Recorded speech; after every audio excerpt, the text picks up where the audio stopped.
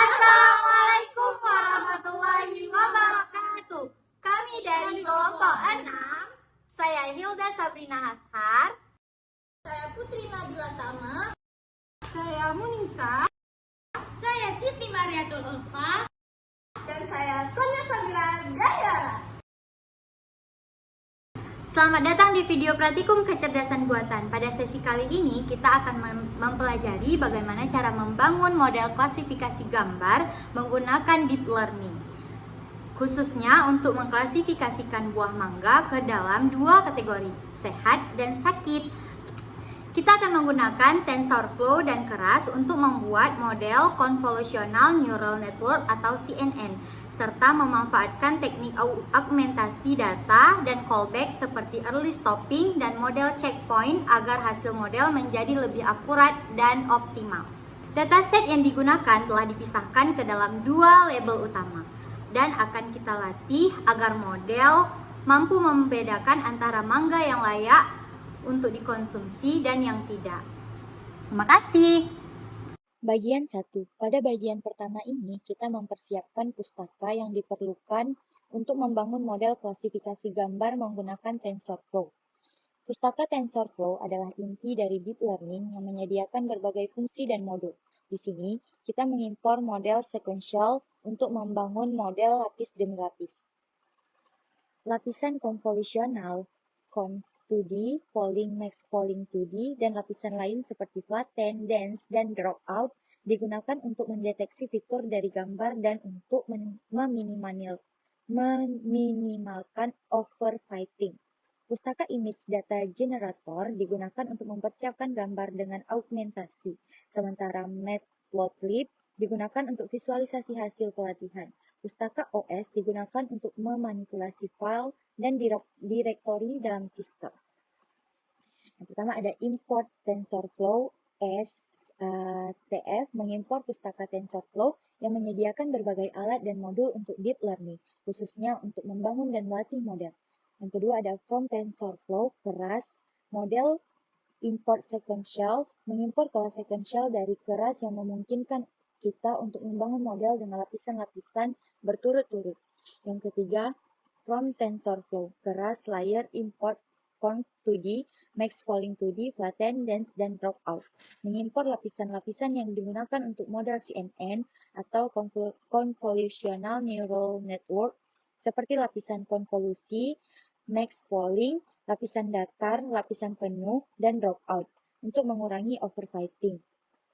Yang keempat ada from TensorFlow Keras processing image import image data generator, mengimpor image data generator yang digunakan untuk augmentasi gambar dan pemrosesan gambar selama pelatihan. Yang kelima ada from TensorFlow Keras callback import early stopping model checkpoint reducible LRO and Plateau mengimpor callback yang digunakan untuk menghentikan pelatihan lebih awal jika model tidak menunjukkan peningkatan menyimpan model terbaik selama pelatihan dan mengurangi laju pembelajaran jika model stagnan. Selanjutnya ada impor matplotlib, pyplot SPLT, mengimpor pustaka matplotlib untuk membuat grafik visualisasi hasil pelatihan model. Import OS, pustaka untuk operasi file dan direktori di sistem file. Bagian 2. Pengaturan ukuran gambar dan pengorganisasian dataset. Pada bagian ini, kita menetapkan beberapa parameter untuk gambar yang akan diproses, seperti ukuran gambar yang diatur menjadi 150 x 150 pixel dan ukuran batch untuk pelatihan sebesar 32. Selain itu, kita juga mengimpor pustaka zip file untuk mengekstrak dataset gambar yang ada di dalam file zip. Setelah file zip diekstrak, gambar-gambar akan ditempatkan di dalam folder dataset mangga untuk diproses lebih lanjut. Di mana yang pertama ini adalah kita menentukan ukuran gambar yang akan diproses oleh model. Semua gambar akan diubah ukurannya menjadi 150 x 150 pixel. Selanjutnya, menentukan ukuran batch yang digunakan untuk pelatihan. Ini berarti 32 gambar akan diproses dalam satu iterasi pelatihan. Yang ketiga, menetapkan jumlah kelas untuk klasifikasi yaitu dua kategori, sehat dan sakit. Selanjutnya, mengimpor pustaka zip file yang digunakan untuk mengekstrak file zip. Selanjutnya, membuka file zip yang berisi dataset. Selanjutnya, yang terakhir ada mengekstrak seluruh file dalam zip ke folder dataset Mangga untuk digunakan lebih lanjut dalam pelatihan. Bagian 3. Membuat direktori untuk kategori gambar. Pada bagian ini, kita membuat dua direktori baru dan menampung gambar dari dua kategori, sehat dan sakit. Fungsi OS make dirs memastikan bahwa direktori untuk masing-masing kategori dibuat, dan jika direktori sudah ada, opsi exit OK true mencegah terjadinya error. Selanjutnya, kombinat sehat dan kombinat sakit menyimpan tag untuk direktori yang akan menampung gambar dengan label sehat dan sakit. Selanjutnya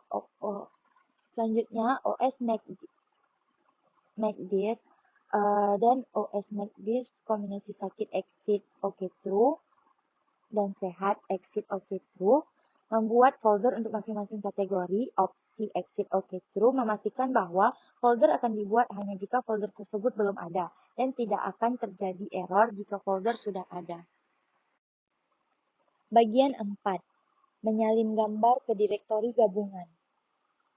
Bagian ini mendefinisikan fungsi copy file untuk menyalin gambar dari folder sumber ke folder tujuan.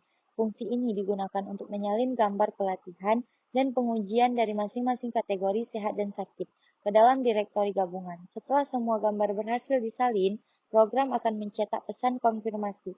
Yang pertama ada import sutil, mengimpor pustaka untuk menyalin file.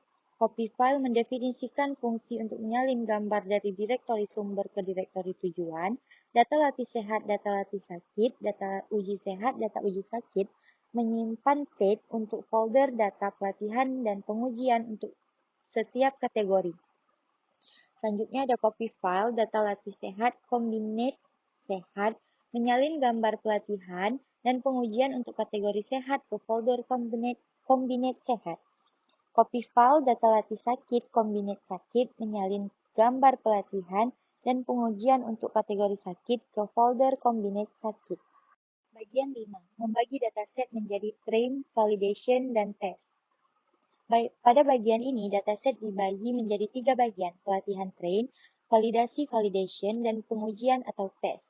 Data untuk setiap kategori dipisahkan secara acak dengan 70% untuk pelatihan atau train, 5% untuk validasi atau validation, dan 15% untuk pengujian gambar yang telah dibagi kemudian disalin ke direktori yang sesuai. Random shuffle mengajak urutan gambar di dalam folder untuk memastikan pembagian data yang acak. Split and copy, fungsi untuk menyalin file ke dalam folder train, validation, dan test berdasarkan pembagian yang sudah dilakukan. Bagian 6 yaitu menentukan lokasi direktori dataset. Pada bagian ini, kita mendefinisikan path atau lokasi direktori untuk dataset pelatihan, validasi, dan pengujian. Yang pertama, train dir, yaitu menyimpan path untuk direktori yang berisi gambar pelatihan. Gambar-gambar yang ada dalam direktori ini akan digunakan untuk melatih model. Kedua, validation dir, yaitu menyimpan path untuk direktori yang berisi gambar validasi. Gambar-gambar di sini digunakan untuk mengevaluasi model selama pelatihan untuk memantau overfitting. Yang ketiga, test dir, yaitu menyimpan path untuk direktori yang berisi gambar pengujian. Gambar-gambar di sini digunakan untuk mengevaluasi kinerja model setelah pelatihan selesai. Ketiga direktori ini digunakan untuk menyiapkan data yang akan digunakan oleh generator gambar dalam proses pelatihan dan evaluasi model. Gambar dalam setiap direktori diatur dalam sub-direktori berdasarkan kelas, misalnya sehat dan sakit.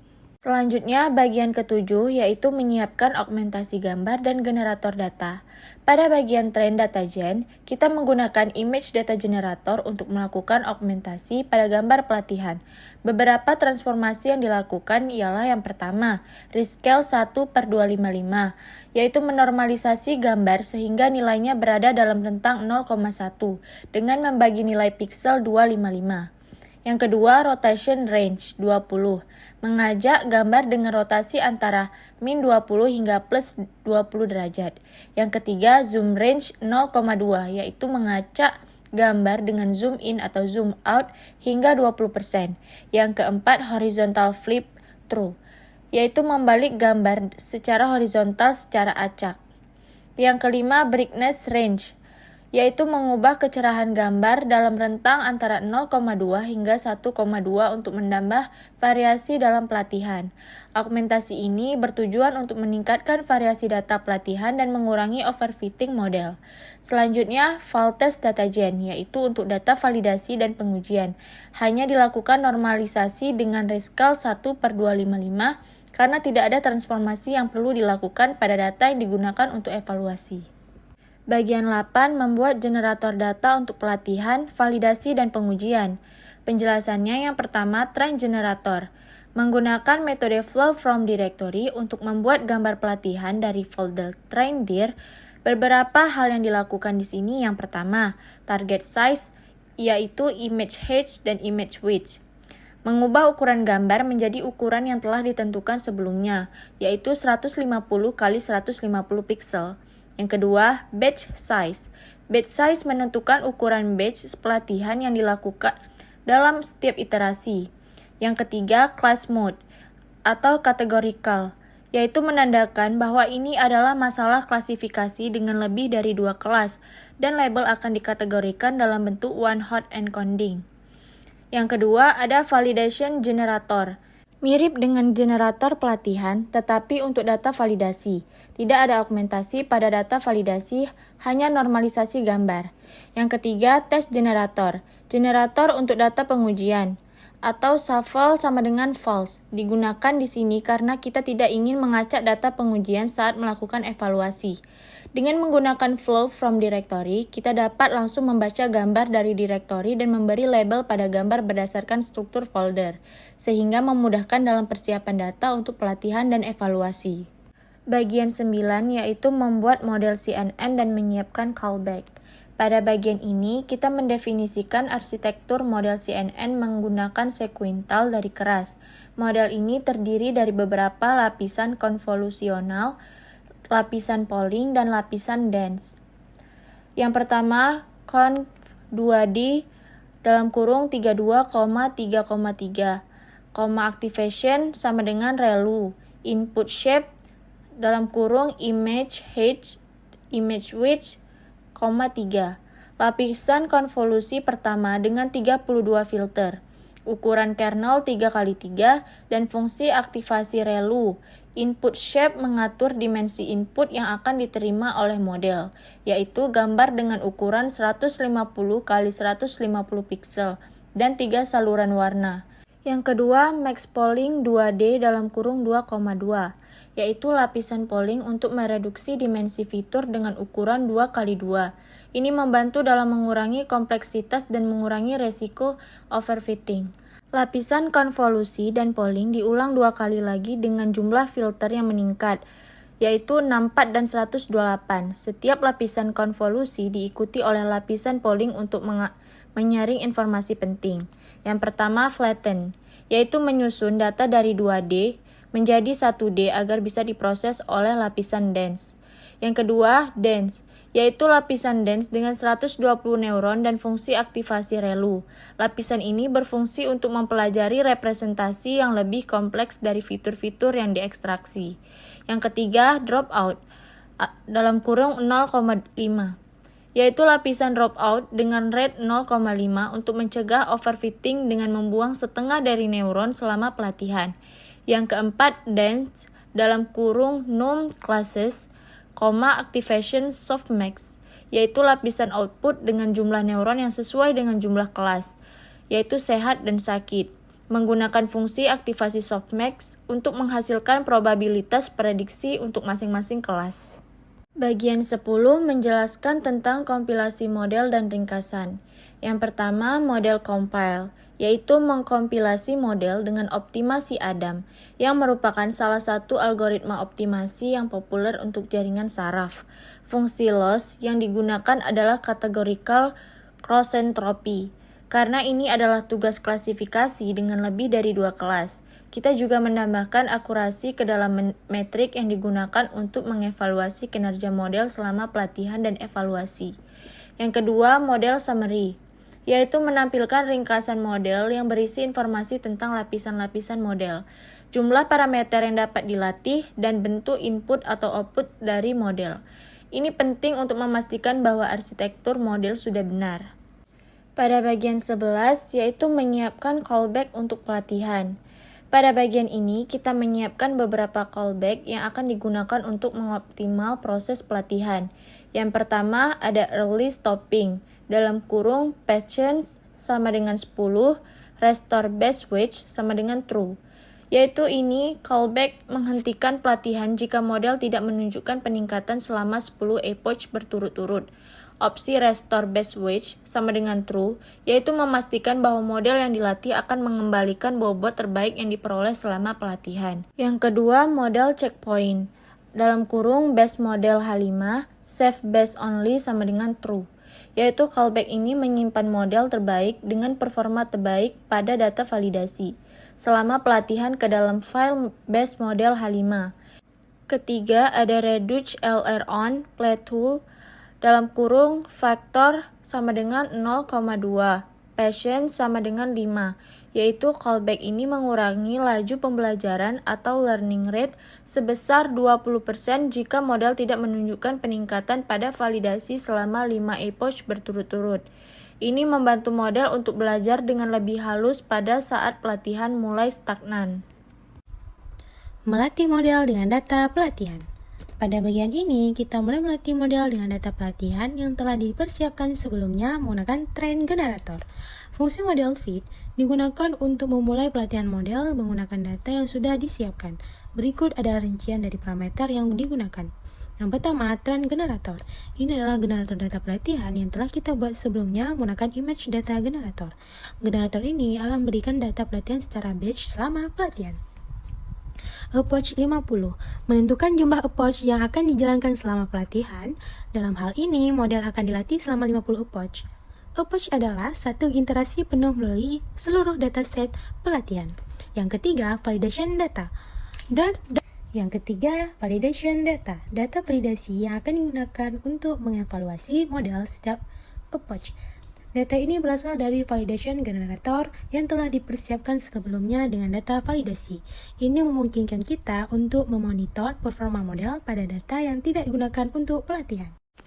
Evaluasi model pada data pengujian. Pada bagian ini, kita mengevaluasi kinerja model setelah pelatihan selesai dengan menggunakan data pengujian atau test generator. Fungsi model evaluate digunakan untuk menghitung nilai loss dan akurasi pada data pengujian. Yang pertama, loss ACC. Fungsi evaluate mengembalikan dua nilai, loss dan ACC. Loss menunjukkan nilai fungsi loss pada data pengujian. Fungsi loss mengukur seberapa buruk model dalam membuat prediksi. Nilai ini akan digunakan untuk memantau apakah model telah mengoptimalkan parameter dengan baik selama pelatihan. ACC menunjukkan akurasi model pada data pengujian. Ini adalah presentasi prediksi yang benar yang dibuat oleh model pada data yang belum dilihat sebelumnya. Print. Yang kedua adalah print. Setelah evaluasi, akurasi model pada data pengujian dicetak dalam format presentasi. ACC 100 semua nilai akurasi ke dalam bentuk presentasi dan 2F memastikan bahwa nilai presentasi ditampilkan dengan 2 angka desimal. Evaluasi ini memberikan gambaran seberapa baik model dapat menggeneralisasi pada data yang tidak digunakan selama pelatihan dan sangat penting untuk menilai kemampuan model di dunia nyata. Visualisasi akurasi dan loss model. Pada bagian ini, kita membuat visualisasi yang menunjukkan perubahan akurasi dan loss selama pelatihan dan validasi model. Visualisasi ini penting untuk memantau performa model dan memastikan bahwa model tidak mengalami overfitting. Yang pertama, PLT figure fixed size 14,5, yaitu mengatur ukuran figur yang akan menampilkan dua grafik secara berdampingan dengan lebar 14 inci dan tinggi 5 inci. Yang kedua, PLT subplot 121 menyimpan plot pertama untuk menampilkan grafik akurasi. 121 berarti satu baris, dua kolom dan grafik pertama berada di posisi pertama. PLT subplot terdiri dari 3. Yang pertama adalah PLT plot pada tren akurasi. Memplot akurasi pelatihan model dari histori-histori akurasi yang menyimpan akurasi pada setiap plot selama pelatihan. Yang kedua, PLT plot validation akurasi. Memplot akurasi pada data validasi dari histori-histori validation akurasi yang menyimpan akurasi pada data validasi. Yang ketiga, PLT Legend. Menambahkan legenda untuk membedakan antara akurasi pelatihan dan validasi. Yang keempat, PLT Title. Akurasi. Memberikan judul untuk grafik ini yaitu akurasi. Kemudian ada namanya PLT Subplot 122, menyebabkan plot kedua untuk menampilkan grafik loss 122. Berarti satu baris, dua kolom, dan grafik kedua berada di posisi kedua. PLT Subplot terdiri dari 4. Yang pertama, PLT Plot Trend Loss, memplot loss pada pelatihan dari history loss yang menyimpan nilai loss pada setiap plot selama pelatihan. Yang kedua, PLT Plot Validation Loss, memplot loss pada data validasi dan history validation loss yang menyimpan nilai loss pada data validasi. PLT Legend, menambahkan legenda untuk membedakan antara loss pelatihan dan validasi. Yang keempat, PLT Title Loss, memberikan judul untuk grafik ini, yaitu loss. Kemudian, PLT Show, menampilkan grafik yang telah dibuat. Grafik ini menunjukkan bagaimana akurasi dan loss berubah selama pelatihan dan validasi. Grafik akurasi memberikan kita gambaran apakah model terus meningkatkan akurasinya, sementara grafik loss menunjukkan apakah model belajar dengan baik atau mengalami overfitting. Terlihat jika loss pada data pelatihan lebih rendah daripada data validasi. Mengekspor model untuk penggunaan lebih lanjut dan konversi ke TF-Lite serta TensorFlow.js. Model ekspor Save Model Mango, fungsi ini digunakan untuk mengekspor model ke format Save Model, yang merupakan format standar untuk menyimpan model TensorFlow. Model yang disimpan di direktori Save Model Mango dapat digunakan kembali untuk melakukan prediksi atau konversi ke format lain seperti TF-Lite atau TensorFlow.js. Mengonversi model ke TF-Lite atau TensorFlow Lite. Yang pertama, converter. Mengonversi model yang telah disimpan dalam format Save Model ke format TensorFlow Lite atau TF-Lite menggunakan TF-Lite Converter. TF-Lite adalah format yang lebih ringan yang digunakan untuk menjalankan model di perangkat mobile atau embedded. Yang kedua, TF Model, melakukan konversi model yang sudah dimuat ke format TF-Lite. Yang ketiga, with open, membuka file dengan nama model Mango TF-Lite untuk ditulis dalam format binary. Yang keempat, F-Overwrite, menyimpan model yang telah dikonversi dalam file model mango.tflite. File ini dapat digunakan pada perangkat mobile atau perangkat lain yang mendukung TensorFlow Lite. Mengonversi model ke TensorFlow.js. Yang pertama, pip install TensorFlow.js, menginstal pustaka TensorFlow.js yang digunakan untuk mengonversi model TensorFlow ke format yang dapat digunakan di aplikasi web melalui TensorFlow.js. Yang kedua, mkdir TFE.js model, membuat direktori baru dengan nama TFE.js model yang akan digunakan untuk menyimpan model yang telah dikonversi ke format TensorFlow.js. Yang ketiga, TensorFlow.js converter input format TF-Save, model Mango TF-JS model, menggunakan perintah TensorFlow converter untuk mengonversi model yang disimpan dalam format Save Model ke dalam format TensorFlow.js yang dapat digunakan di aplikasi web. Model yang telah dikonversi disimpan dalam folder TF-JS model. Pada bagian ini, kita melakukan ekspor model yang telah dilatih dan mengonversinya ke dua format berbeda. Yang pertama, TensorFlow Lite untuk perangkat mobile dan TensorFlow.js untuk aplikasi berbasis web. Konversi ke format TF-Lite memungkinkan model dijalankan pada perangkat dengan sumber daya terbatas. Sedangkan konversi ke TensorFlow.js memungkinkan model dijalankan langsung di browser web, memanfaatkan JavaScript.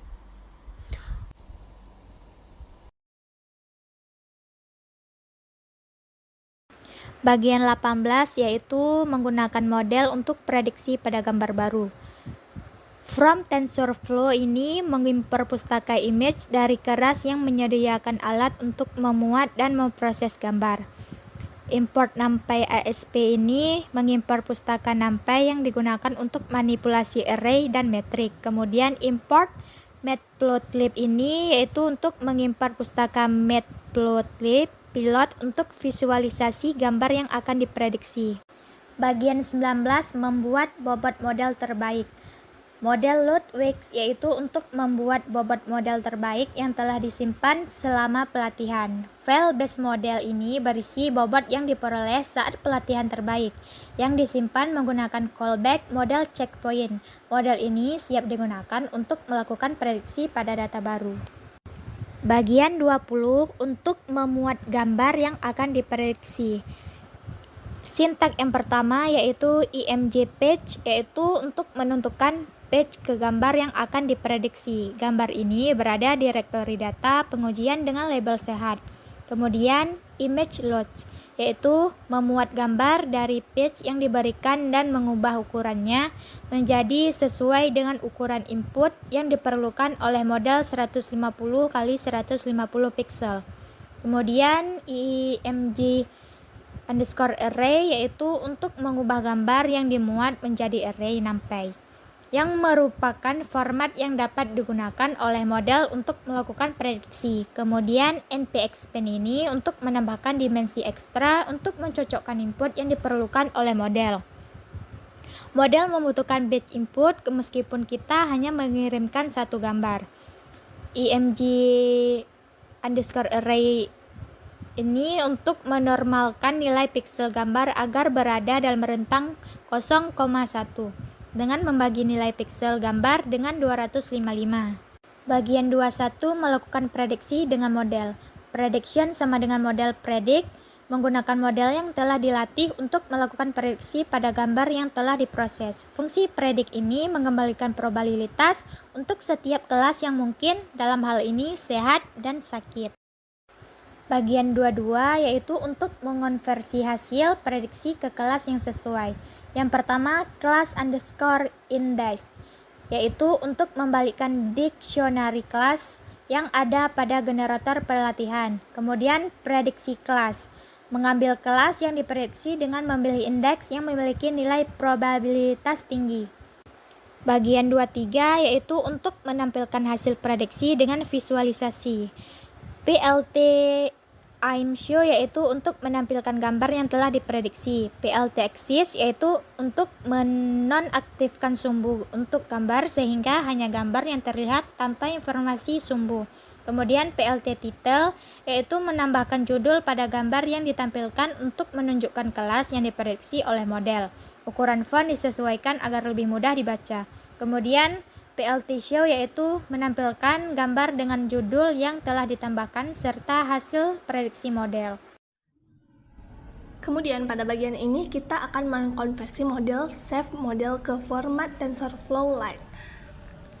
Yang mana di sini kita mengkonversi model yang telah dilatih ke dalam format TensorFlow Lite agar bisa digunakan di perangkat yang sumber dayanya terbatas. Proses ini membuat model lebih ringan dan lebih efisien, memungkinkan implementasi pada perangkat mobile dan embedded. Yang mana di sini kita bisa lihat kodenya tuh import TensorFlow itu mengimport pustaka, save modelnya untuk menentukan path, konverternya itu menggunakan TF-Lite converter untuk mengkonversi model. TF-Lite model itu adalah melakukan konversi juga, ini mengurangi ukuran model untuk yang sebelumnya. Dan TF-Lite model path itu menentukan path di mana model TF-Lite telah dikonversi akan disimpan. Kemudian kita membuat dan mengunduh file label.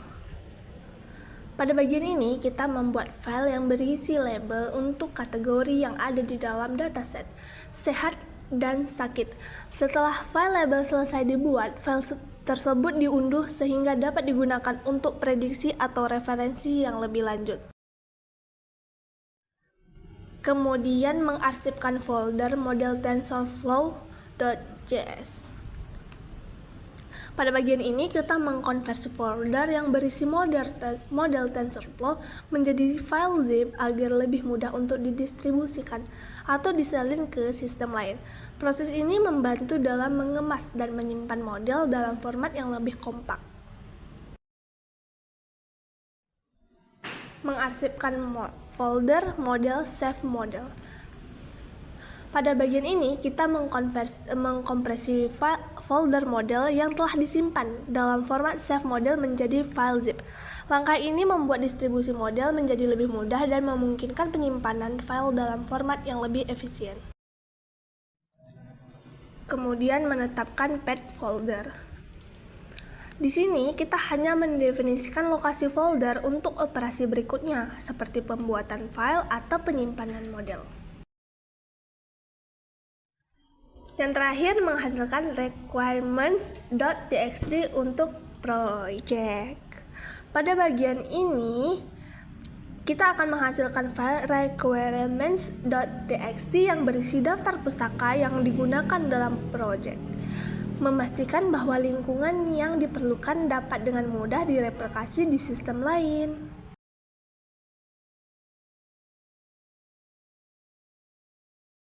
Sekian penjelasan dari kami.